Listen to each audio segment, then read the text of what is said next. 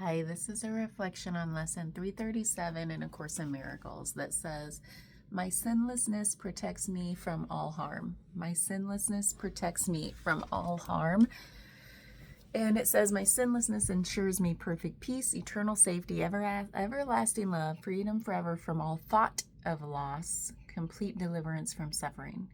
And it talks about how we're born sinless. And what that means is like there's no fault. There's nothing that there's nothing inherently wrong with us.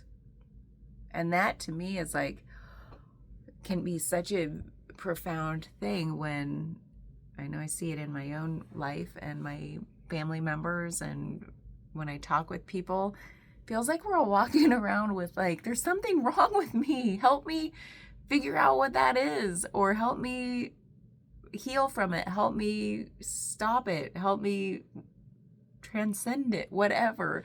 And it's like this lesson I love because it's like, wait a minute, there's nothing fundamentally wrong with you. There really isn't.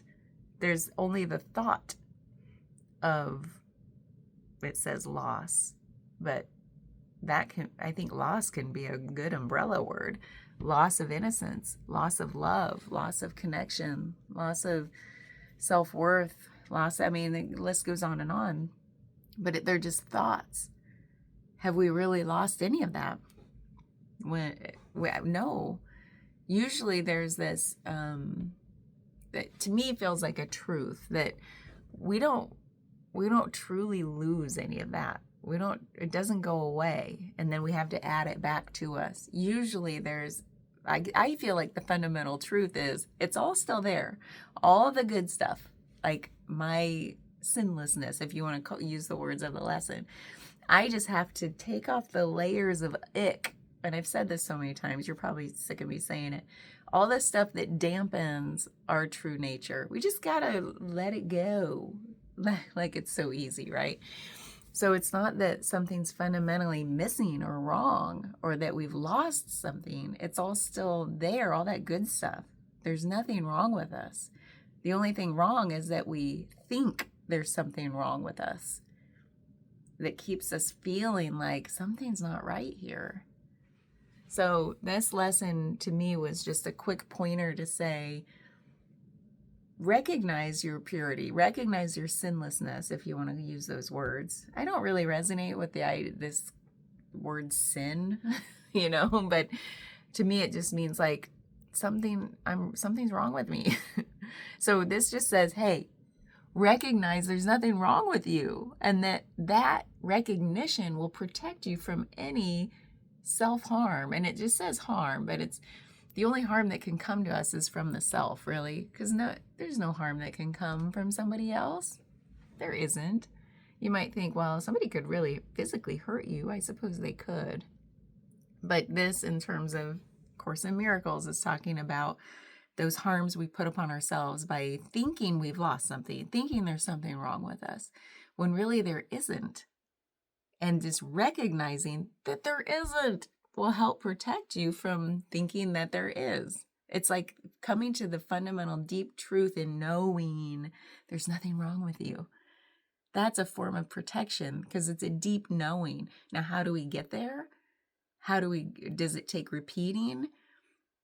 Everybody's on their own journey with what works. Yesterday I was talking with a friend who has done a lot of her own self-work, so we love nerding out about this stuff so we can talk openly about it. And she was talking about how she does daily affirmations. At least that was her starting point. It was almost like this, where this lesson is saying just believe it. Well, for her, in order to believe this type of thing, she just had to do daily affirmations. It's like, say it until it is so. You know what I mean? It's like reconditioning the mind. So I think about, because we are just creatures of conditioning, right? You can't use the mind to solve a problem the mind created, and the mind created this feeling of something's wrong with me. So you don't use your mind to think your way out of it because we think we're so clever. There's got to be like a solution my mind can think of. No, just get out a book of affirmations and start freaking repeating them in the mirror to your face. Like, condition yourself. There's no shame in that. Like, we do it to our body. Okay, I'll get up and I'll do the exercise. and we think, well, that is heroic, that is commendable. Like, we're just conditioning our body. Why can't we just do the same to our mind?